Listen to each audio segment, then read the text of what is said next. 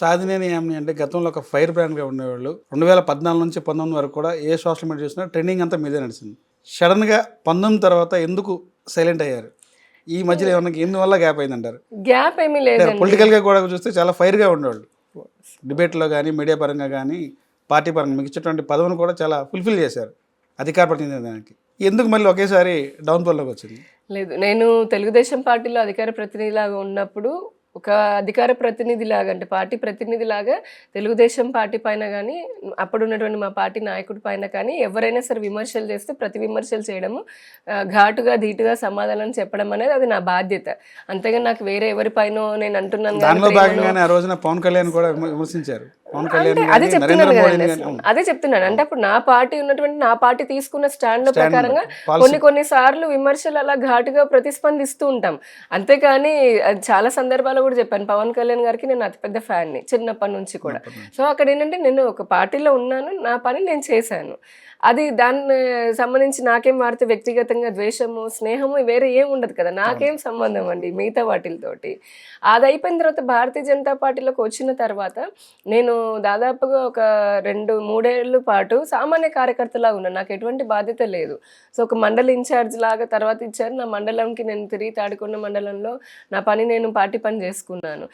అధికార ప్రతినిధిలాగా ఉంటే మీడియాకి దగ్గరగా ఉంటాం, కానీ మండల ఇన్ఛార్జ్ లాగా ఉంటే మీడియాతో దగ్గరగా ఉండం కదా. సో ఆ రకంగా ప్రజలకు అనిపించలేదు. తర్వాత ఒక 2 ఏళ్ళు దాదాపుగా గతంలో మీరు పాలసీ పరంగా విమర్శించినటువంటి మీరు ఈ రోజున అదే కూటమిగా ఏర్పడ్డారు, బీజేపీ టీడీపీ జనసేన కలిసి ప్రయాణం చేస్తున్నారు. ఈ ట్రావెల్లో ఏమన్నా ఇబ్బందికరమైన అనిపిస్తుంది అంటారు మీకు? గతంలో పాలసీ పరంగా కూడా ఇలా విమర్శలు చేశారు, మళ్ళీ ఇప్పుడు అదే పార్టీలతో కూడా కలిసి ట్రావెల్ అవుతున్నారు బీజేపీ జనసేన అంటున్నారు కదా. విధానాల పరంగా అప్పుడున్న పరిస్థితుల దృష్ట్యా చేయాల్సి వచ్చింది తప్పితే పర్సనల్గా ఎటువంటి అభిప్రాయ భేదాలు ఏమీ లేవు. కాబట్టి రెండోది ఇప్పుడు భారతీయ జనతా పార్టీలో ఆ తర్వాత మహిళా మోర్చాలోకి వచ్చాను, ఆ తర్వాత ఇప్పుడు అధికార ప్రతినిధి అయ్యాను. సో ఈ అందుకని 6 సంవత్సరాలు, దాదాపు ఇది 6వ సంవత్సరము.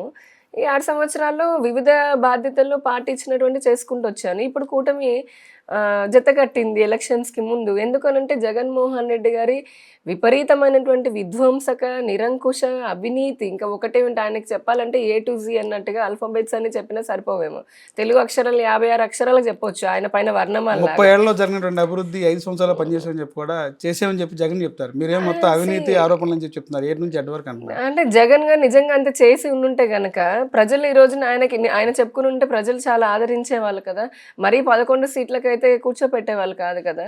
రెండోది ఆయన సొంత పార్టీ వాళ్ళే ఇప్పుడు ఆయన మాట నమ్మే పరిస్థితి లేదు కదా. అంటే ఒక వ్యక్తి సరే నేను చేశాను అనుకున్నప్పుడు నేను చేశాను అని నేను ఫీల్ అయితే సరిపోదు, అవతల లబ్ధి పొందినటువంటి వాళ్ళు అది ఫీల్ అవ్వాలి, అది ప్రజలు ఫీల్ అవ్వాలి కదా. ప్రజలు ఫీల్ అవ్వలేదు అది. ఇప్పుడు ఆయన అనుకున్నాడు నేను మంచి చేసేస్తున్నాను, నేనే బాగా చేస్తున్నాను అనుకున్నాడు. నేను అనుకుంటాను నేను మాట్లాడేదంత మంచి, నేను చేసేంత మంచి అని, కానీ అది అవతల వాళ్ళకి అనిపించాలి కదా. సో ఆ విధంగా ఆయన చేసినటువంటి దౌర్భాగ్యమైన పాలన ఏదైతే ఉందో ఆ పాలనతో రాష్ట్రం చాలా వెనక్కి వెళ్ళిపోయింది. అసలే విభజించబడి 10 సంవత్సరాలు కాలేదు. ఇంకా ఇటువంటి వ్యక్తుల చేతిలో రాష్ట్రం ఉంటే రాష్ట్రం ఇంకెప్పటికీ ముందుకు వెళ్ళలేదని అనుకుని అటు భారతీయ జనతా పార్టీ, ఇటు తెలుగుదేశం పార్టీ, జనసేన రాష్ట్ర ప్రజల కోసము, రాష్ట్ర అభివృద్ధి కోసం అని చెప్పని మిగతావన్నీ అభిప్రాయ భేదాలన్నీ పక్కన పెట్టి, ఎందుకంటే మా 3 పార్టీలకి రాష్ట్ర ప్రజలకి దేశ ప్రజలకు సేవ చేయడం అనేది మా లక్ష్యంగా పెట్టుకున్నాం. కాబట్టి అన్నీ వదిలేసి ఎలక్షన్లోకి వెళ్ళాము. మా మాట ఏదైతే వికసిత భారత్, వికసిత ఆంధ్రప్రదేశ్ అన్నామో అది ప్రజలు కూడా ఆదరించారు. అందుకే కేంద్రంలో నరేంద్ర మోదీ గారి నాయకత్వం పైన ఈ రోజున కేవలం దేశ ప్రజలే కాదు, మీరు ప్రపంచం చూడండి, ఒక ప్రపంచ అధినేతనేమో బాస్ అని అంటారు, ఇంకొక దేశాధ్యక్షుడు వచ్చి కాళ్ళకి దండం పెడతారు, ఇంకొకళ్ళు యువర్ ద బాస్ అంటే మీరే చాలా బాగా చేస్తున్నారు అని చెప్పని అలా ఒకరని కాదు, ప్రపంచం అంతా కూడా ఈ రోజున భారతదేశాన్ని ఒక శక్తివంతమైన దేశంలో చూడడానికి ఆయన చేసినటువంటి నాయకత్వం ఏదైతే ఉందో అటు కేంద్రంలో ప్రజలు మాకు 3వసారి మళ్ళీ భారతీయ జనతా పార్టీ ఎన్డీకి కూటమికి పెట్టారు, అధికారాన్ని ఇచ్చారు. రాష్ట్రంలో కూడా అత్యధికమైన 164 సీట్లతోటి ఆర్థిక ఉగ్రవాదులకి బీజేపీ కొమ్ముగా వస్తుంది, వాళ్ళకి ఒక రక్షణ కవచంలాగా ఉంటుందని చెప్పి కాంగ్రెస్ చెప్తారు, షర్మిలా గారు చెప్తారు. దానిలో భాగంగా ఈ రోజున ఆదాని కేసు సంబంధించి చూస్తే ఇతర దేశ అమెరికాలో ఏదైతే కేసు నమోదైందో ఎందుకు అరెస్ట్ చేయలేదు, ఎందుకు ఆదాని మీద చర్యలు తీసుకోవట్లేదు నరేంద్ర మోడీ అనేది ప్రధానమైన ఆరోపణ. ఏం చెప్తారు? అసలు కాంగ్రెస్ నాయకులకి మించి అతిపెద్ద ఆర్థిక ఉగ్రవాదులు ఈ ప్రపంచంలో ఎవరు ఉండరండి. ఇందాకే చెప్పుకున్నాం కదా, ఈ దేశం సొత్తుని ఈ దేశాన్ని అప్పనంగా ఇప్పుడు చైనాకి భూభాగం వెళ్ళినటువంటి భూభాగం చూసుకోండి, లేదంటే మన భారతదేశం చుట్టూ ఆక్రమించినటువంటి భూభాగం చూసుకోండి, ఎవరు సొమ్మని చెప్పని అట్లా దారదత్తం చేశారు. అదంతా జరిగింది కాంగ్రెస్ హయాంలో కాదా? ఎవరి సొమ్మని చెప్పారంటే ఈ దేశాన్ని అన్ని రకాలుగా ఆర్థికంగా కూడా దెబ్బతీయాలని చెప్పని చైనాకి కూడా వాళ్ళు ప్రత్యక్షంగా పరోక్షంగా హెల్ప్ చేస్తూ వచ్చింది వాళ్ళు కాదా? నిజంగా అదే జరిగి ఉండకపోతే భారతదేశం ఇప్పుడు ఉన్నటువంటి 5వ ఆర్థిక అతిపెద్ద వ్యవస్థ లాగా ఎప్పుడూ అయ్యి ఉండేది. అలా కాకుండా రాజకీయ లబ్ధి కోసం ఒక కుటుంబం మాత్రమే అధికారంలో ఉండడం కోసమని ప్రతి వ్యవస్థలోనూ, ఇంకా కాంగ్రెస్ స్కాములు చెప్పాలంటే ఇందాకలో A to Z అన్నట్టుగా ప్రతి దాంట్లోనూ వాళ్ళు స్కాములు చేసి లక్షల కోట్లు ఆ కుటుంబం సంపాదించుకున్నది చాలక ఇంకా కూడా ఇప్పుడు తపన కొద్దీ భారతీయ జనతా పార్టీని అంటున్నారా? గడిచిన 10 సంవత్సరాల్లో నరేంద్ర మోదీ గారు 18,000 గ్రామాలకి కరెంటునిచ్చారు. కరెంటు లేనటువంటి ఉదాహరణ చెప్తున్నా, సంక్షేమం అభివృద్ధి ఒక నిమిషంలో చెప్పాలనంటే ఈ రోజున రోడ్డు చూడండి, రోడ్ ఇన్ఫ్రాస్ట్రక్చర్ ఏ విధంగా పెరిగింది, తద్వారా స్థానిక ఉపాధి ఏ విధంగా పెరిగింది, రైల్ ఇన్ఫ్రాస్ట్రక్చర్ ఏ విధంగా పెరిగింది, స్పేస్ రంగంలో కానీ, అంతరిక్ష రంగంలో కానీ, డిఫెన్స్ రంగంలో కానీ, MSME రంగంలో కానీ, మీరు వ్యవసాయ రంగంలో కానీ, ఏ రంగం తీసుకున్న ఎక్స్పోర్ట్ రంగంలో కానీ భారతదేశం ఈ రోజున నెంబర్ 1 అంటే లాజిస్టిక్ దాంట్లో, సప్లై చైన్ దాంట్లో నెంబర్ 1గా ఎదగాలని ముందుకు వడివడిగా అడుగులు వేస్తుంది. ఈ రోజున ఎంతో మందికి ఉపాధి దొరికింది. ఎందుకు? మేము కట్టే మౌలిక ప్రాజెక్టుల వల్ల కొన్ని కోట్లాది మందికి ఉపాధి దొరుకుతోంది. దేశ GDP పెరిగింది. అలానే ఒకప్పుడు అత్యంత 5 ప్రమాదకరపు దేశాల్లో ఉన్నటువంటి భారత్ ఈ రోజున విదేశీ నిల్వలు ఉన్నటువంటి 4వ దేశం లాగా ఉన్నది. అతి త్వరలో అది ఇంకా ముందుకు వెళ్తుంది. ఇదంతా నిజంగానే వాళ్ళు చెప్తున్నట్టుగా మోదీ గారు ఎవరికి కొమ్ము కాస్ట్ అయ్యేదా? కాదు. ఎన్ని సంస్కరణలు తీసుకొని వచ్చాం మేము. ఒక GST కానివ్వండి, లేదంటే డిమానిటైజేషన్ కానివ్వండి, ఇప్పుడు UPI రెవల్యూషన్, ప్రపంచ అడ్వాన్స్డ్ దేశాలే UPIని చూసి మేము కూడా చేస్తాము అని చెప్పని అంటున్నారు. అంటే భారత్ ఇంత పురోగతి సాధిస్తుంది. ఇకపోతే ప్రధానమంత్రి గారు మీరు చూసారు, ప్రతిసారి ఆయన ప్రధాని అయిన తర్వాత ఎన్నోసార్లు విజయ్ మాల్యాని లేదంటే నీరవ్ మోడీ ఇలాంటి వాళ్ళని భారతదేశానికి అప్పగించమని అడిగారు. నిన్న కూడా G20లో అడిగారు. మేము ఎవరిని వదిలిపెట్టే ప్రసక్తి లేదు. ఇలానే కాంగ్రెస్ వాళ్ళు ఎన్నోసార్లు ఈ దేశాన్ని అభివృద్ధిని చూసి బీజేపీ పదే పదే చెప్పుద్ది, ఆర్థికంగా ఎవరైతే నేరస్తులు ఉన్నారో వారందరినీ కఠిన చర్యలు తీసుకుంటాం, అరెస్టులు చేస్తా ఉన్నారు. అంటే వాళ్ళు దేశాన్ని జగన్మోహన్ రెడ్డి మీద కేసులు అయితే ఉన్నాయి. ఆ రోజున జగన్ తో ట్రావెల్ చేశారు, ఈ రోజున బీజేపీ టీడీపీతో ఉన్నారు. రెండు పార్టీలని కాపాడేది మోడీ గారు అంటారు.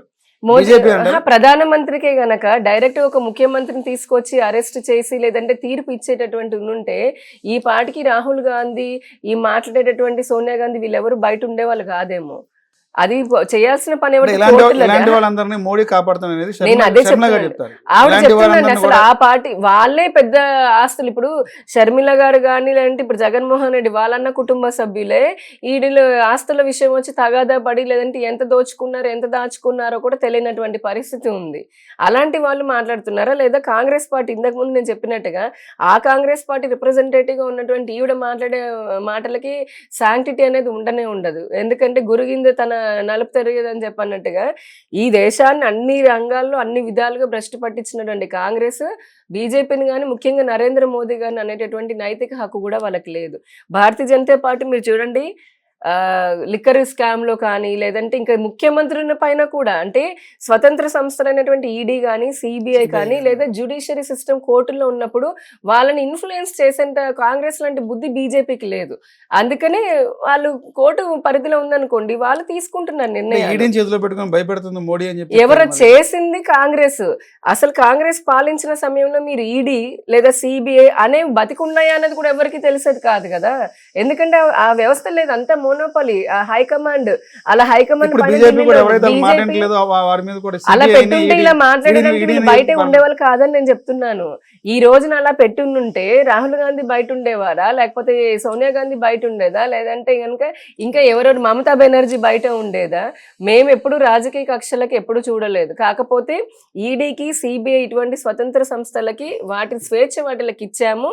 సాక్షుల్ని ఇప్పుడు జగన్మోహన్ రెడ్డి గారు ఉన్నారు, సిబిఐ వెళ్ళినప్పుడు వైఎస్ వివేకానంద రెడ్డి గారి హత్య కేసులో సిబిఐ వాళ్ళపైన దాడులు చేయించి లోకల్గా ఉన్న పోలీసులతో చేసి కొన్ని రోజులు డిలే అయ్యేటట్టుగా చేసుకున్నారు. కానీ ఆలస్యమైన న్యాయం అయితే జరుగుతుంది కదా.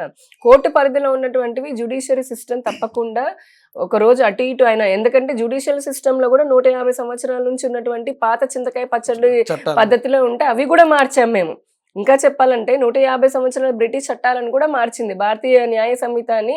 అందులో ముఖ్యంగా మహిళలకి, చిన్నపిల్లలకి న్యాయం జరగాలి, త్వరితగతిన జరగాలనేది కూడా మేము మార్చాం. అలానే న్యూ ఎడ్యుకేషన్ పాలసీ తీసుకోండి. ఇందాకే చెప్పినట్టుగా ఈ దేశాన్ని పట్టి పీడించి ఈ దేశాన్ని దోచుకున్నటువంటి బ్రిటిష్ వాళ్ళు ఆ మెకాలే రాసినటువంటి తీసుకొచ్చిన విద్యా విధానాన్ని ఎందుకు కాంగ్రెస్ 6 దశాబ్దాల తర్వాత కూడా దాన్ని ముంచింది? దాంట్లో ఇప్పటికీ దేశద్రోహులైనటువంటి బాబరు, అక్బర్ ఇలాంటి వాళ్ళ నుంచి వాళ్ళని వాళ్ళ హీరోలు పేర్లు. ఎందుకు చేసింది? మన దేశపు ఉన్నటువంటి హిందూ రాజులు ఎవరైతే ఉన్నారో మన దేశాన్ని కాపాడినటువంటి ఒక్క రాజు పేరు చెప్పండి. ఒక రోడ్డుకు పెట్టారా? ఒక భవనానికి పెట్టారా? దీన్ని బట్టి మీకు అర్థం కావట్లేదా? అదే కాంగ్రెస్ పార్టీకి ఎంత ప్రేమ ఉందని. మేము ఈ 10 సంవత్సరాల్లో 30 సంవత్సరాల నుంచి మార్పులు చేయనటువంటి ఈ ఎడ్యుకేషన్ వ్యవస్థను. పాలసీని మార్చాం. ఎందుకు? ప్రపంచము చాలా తొందరగా గ్లోబలైజేషన్ అవుతుంది. ఆర్టిఫిషియల్ ఇంటెలిజెన్స్ వచ్చాయి. భారత యువశక్తి కూడా టెక్నాలజీతో ముందుకు వెళ్ళాలి అని, స్వతంత్రత రావాలి చదువులో అని చాలా సంస్కరణలు తీసుకొని వచ్చాము. న్యాయ సంహితలో తీసుకొని వచ్చాం, న్యాయ శాస్త్రాల చట్టాలలో. అలాగే చాలా వాటిల్లో ఒకటొకటి అంటే దశాబ్దాల నుంచి పేరుకుపోయినటువంటి చెత్తని తీసేయడము రాత్రి రాత్రి సాధ్యం కాదు.